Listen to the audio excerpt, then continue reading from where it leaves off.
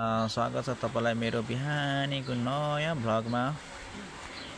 बिहानै उठेर बारीतिर जाँदै थिएँ अनि बारीमा यस्तो हेर्दाखेरि चाहिँ खेतमा चाहिँ पानी भर्दै गरिरहेको रहेछ र खेतमा चाहिँ किन भन्दा बिउ छर्नका लागि चाहिँ यता बुवाले पनि चाहिँ राँगालाई चाहिँ नार्दै हुँदो रहेछ जोत्नका लागि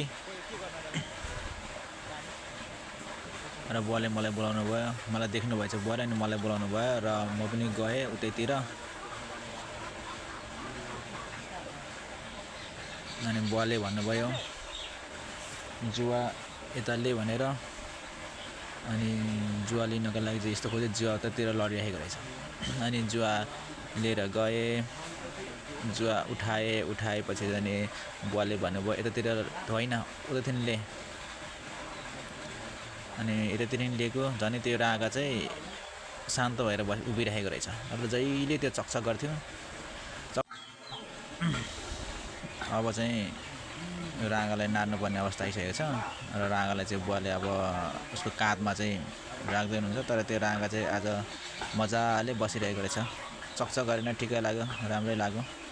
हो यस्तो भएपछि चाहिँ जोड्ने र जोत्ने चाहिँ राम्रो हुन्छ कि खुसी लाग्छ।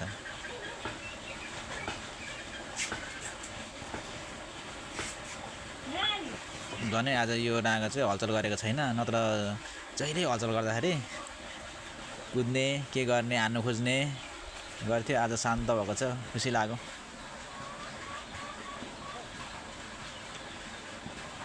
नत्र त गाह्रै हुन्थ्यो क्या जोड्नलाई यसलाई।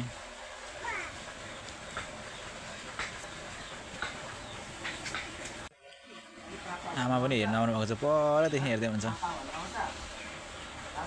आमाले परदेखि कराउँदै हुनुहुन्छ माइला पनि जोत भनेर। तर मलाई जोत्न आउँदैन, म जोत्दिनँ। तर म चाहिँ जोत्ने भनेको अर्कै हो, अर्को हाते ट्र्याक्टर फ्याटप्याटे त्यो पनि किनेको छ।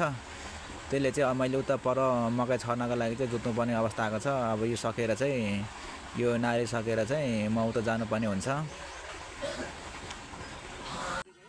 लास्टै छ क्या यो, तर यस्तो गर्छ राँगाहरू।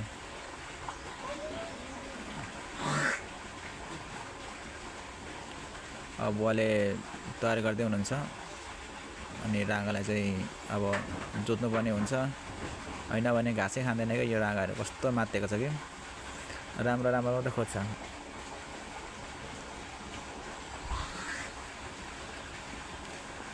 बुवाले त्यो उयो चाहिँ जोड्दै हुनुहुन्छ, पछि नभागोस् घुमाउन सजियोस् भनेर। तर मलाई त यस्तोको बारेमा थाहा छैन, म त अहिलेसम्म जोतेको पनि छैन। जोत्न पनि नबोस् भन्छु, तर पछि जोत्नुपर्ने अवस्था आउँछ होला। किसान भएपछि त जोत्नुपर्ने हुन्छ।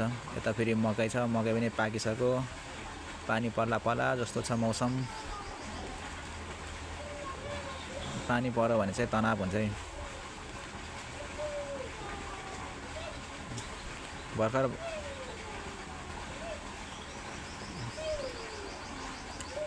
हेऱ्यौँ अब यो राँगाले स्क्रिन चाहिँ तान्नुपर्ने अवस्था हुन्छ। मोबाइलको क्यामेरा क्वालिटी राम्रो नभएर अलिक भिडियो चाहिँ राम्रो आएको छ। तर पनि ठिकै छ, यतिको भए नरिसाइदिनु होला गाइजहरू, केही नभनिदिनु होला भिडियो राम्रो छैन, भिडियो क्वालिटी राम्रो छैन भनेर।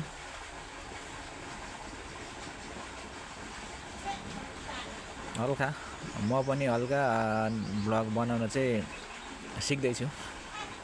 पर्फेक्ट चाहिँ भएको छैन, भर्खर 1-2वटा भिडियो चाहिँ अपलोड गरेको छु।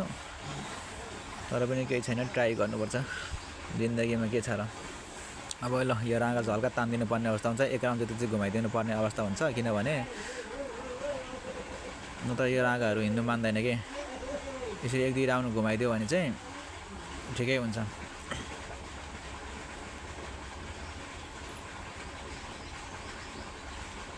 अब बुवाले माग्नुभयो त्यो डोरी, अब बुवाले एक्लै जोत्नुहुन्छ।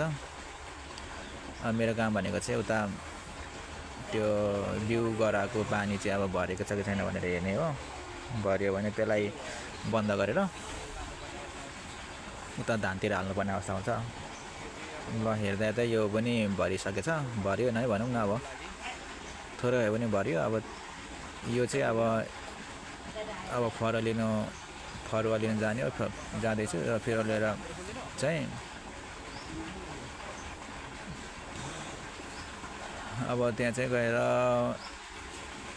बन्द गर्नुपर्ने हुन्छ। यो चाहिँ कोलागाडी हो। अब यहाँ चाहिँ अब भनेको मैले यो पानी चाहिँ अब लाउनु पर्ने हुन्छ, बन्द गर्नुपर्ने हुन्छ।